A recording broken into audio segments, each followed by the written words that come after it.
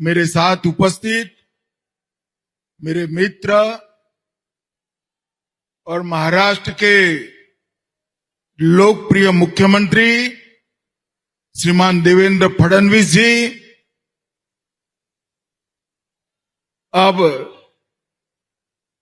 शिवसेना के अध्यक्ष और महाराष्ट्र के उप मुख्यमंत्री श्री एकनाथ शिंदे जी।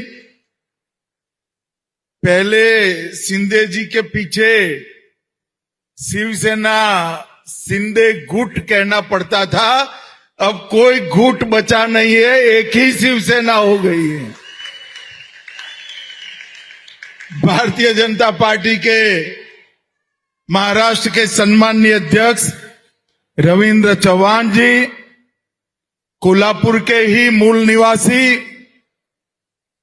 राज्य के उच्च और तकनीकी शिक्षा मंत्री चंद्रकांत दादा पाटिल जी,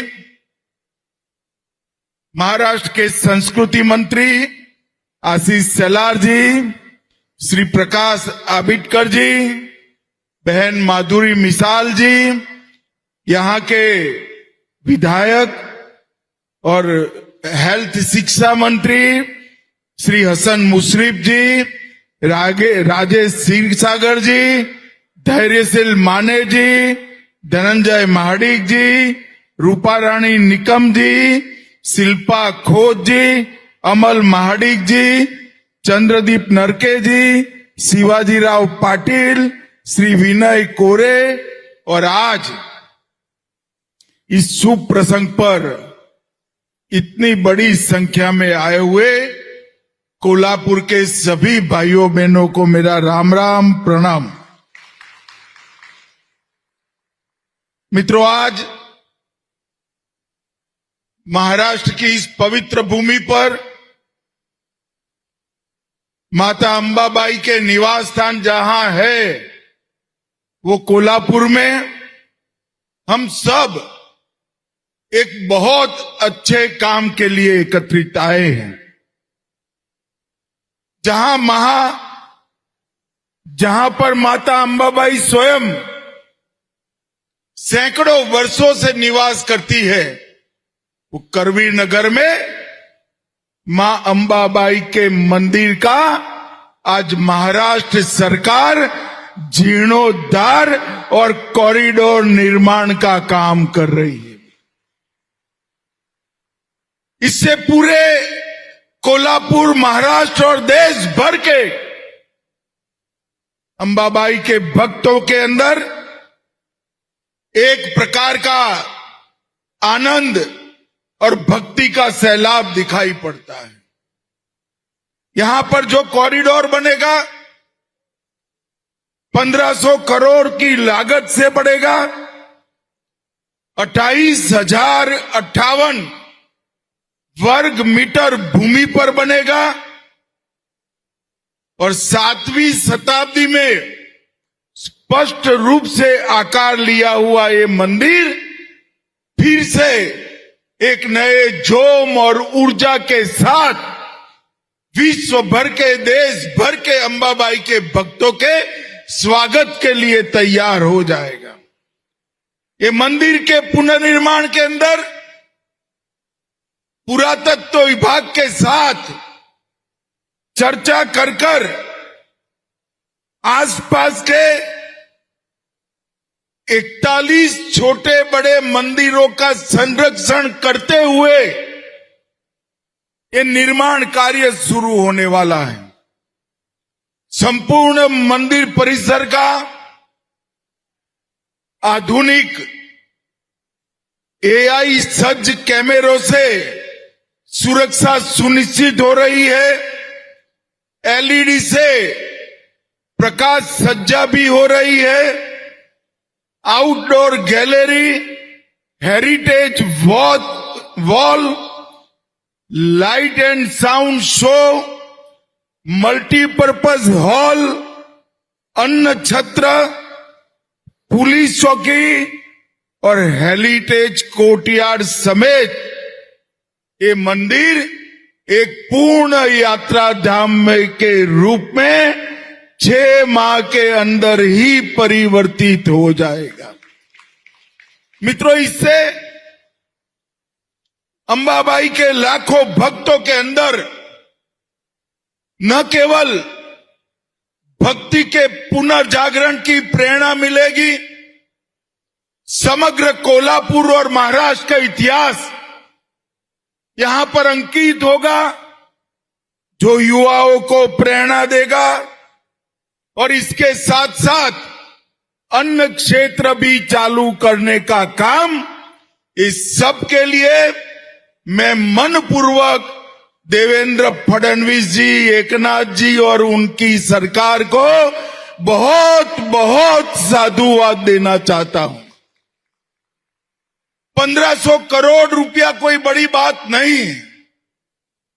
जहां हमारा इतिहास पड़ा है, जहां स्थान धर कर बैठा है, जहां हमारी संस्कृति है, वो स्थानों का महिमा मंडन पूरी देश की जनता के लिए उत्साह प्रेरक माना जाता है। इन 12 सालों में जब से नरेंद्र मोदी जी देश के प्रधानमंत्री बने, तब से असंभव माने जाने वाले सारे काम हमारे नेता नरेंद्र मोदी जी ने पूरे कर दिए हैं। नरेंद्र मोदी जी ने, हम सब बहुत छोटे थे,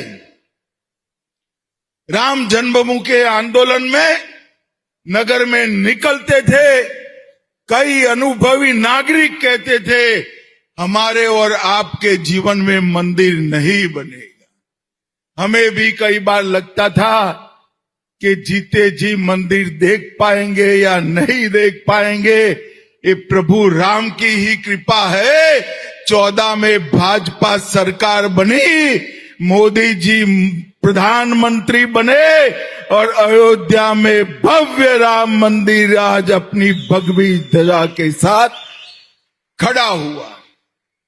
काशी विश्वनाथ कॉरिडोर जो औरंगजेब ने तोड़ा था, उसका पुनर्निर्माण, केदार धाम, बद्री धाम का पुनर्निर्माण, सोमनाथ का मंदिर फिर से सोने का बन रहा है, कामाख्या का कॉरिडोर बन रहा है और अब अंबाबाई का कॉरिडोर बनाने का काम भी शुरू हो गया है। भाइयों बहनों, इस संस्कृति का पुनर्जागरण पूरे देश भर में, विकास भी विरासत भी ये मंत्र के तहत हो रहा है। देवेंद्र जी ने बताया, सभी ज्योतिर्लिंग, सभी शक्तिपीठ महाराष्ट्र में पुनर्निर्मित हो रहे हैं। ये हम सब के लिए बहुत गौरव का विषय है। मित्रों, अभी अभी मोदी जी ने एक रिकॉर्ड बनाया है। देश में सबसे लंबे समय तक चुने हुए प्रधानमंत्री रहने का रिकॉर्ड हमारे नेता नरेंद्र मोदी जी ने दी। और आजाद भारत का इतिहास जब भी लिखा जाएगा, ये 12 साल भारत के विकास, भारत के संस्कृति के पुनर्जागरण, सुरक्षित भारत की रचना और विश्व भर में भारत के सम्मान की सिद्धियों से लिखा जाएगा। इस 12 साल के अंदर मोदी जी के नेतृत्व में सोमनाथ से लेकर गंगा सागर तक और पूरे देश में भारतीय जनता पार्टी और एनडीए का शासन फैलाने का काम हुआ है। हमें कई लोग कहते थे कि सब जगह तो पहुंच जाओगे, बंगाल का क्या होगा, मगर अंतिम चुनाव में बंगाल की जनता ने भी भाजपा को आशीर्वाद दे दिया।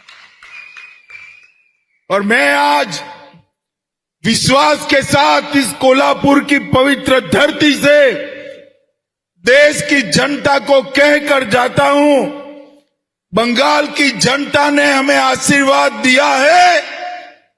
बंगाल की जनता का ऋण नरेंद्र मोदी जी और भारतीय जनता पार्टी पर है। मैं विश्वास दिलाकर जाता हूं, न केवल बंगाल की सीमाओं से घुसपैठ बंद हो जाएगी, देश भर से एक एक घुसपैठिए को हम चुन चुन कर देश के बाहर निकालेंगे। ये कांग्रेस वाले,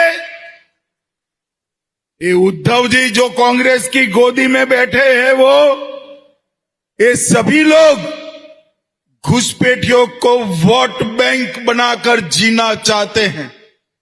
मैं उनको कह देता हूं, कान खोलकर सुन लो, ये देश धर्मशाला नहीं है।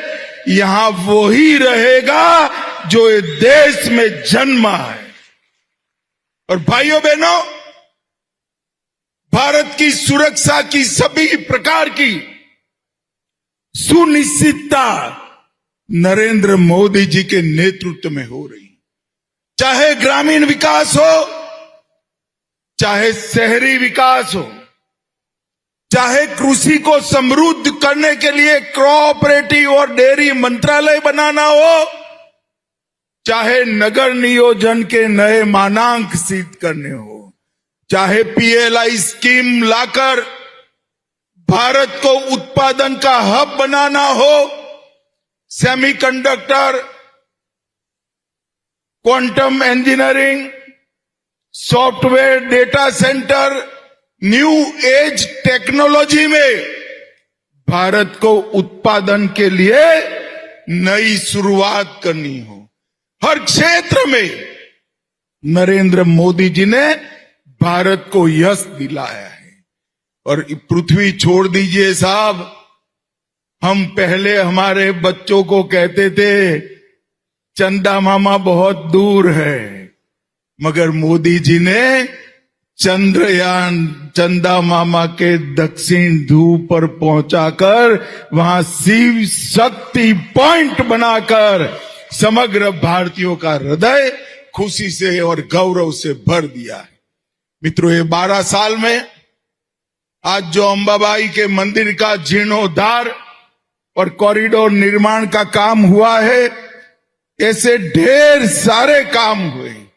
भाषाओं के संरक्षण के लिए, संस्कृति के संवर्धन के लिए, देश की सीमाओं के संरक्षण के लिए अनेक कामों की शुरुआत न केवल हुई, उसको लॉजिकल एंड तक पहुंचाने का काम मोदी जी ने किया है।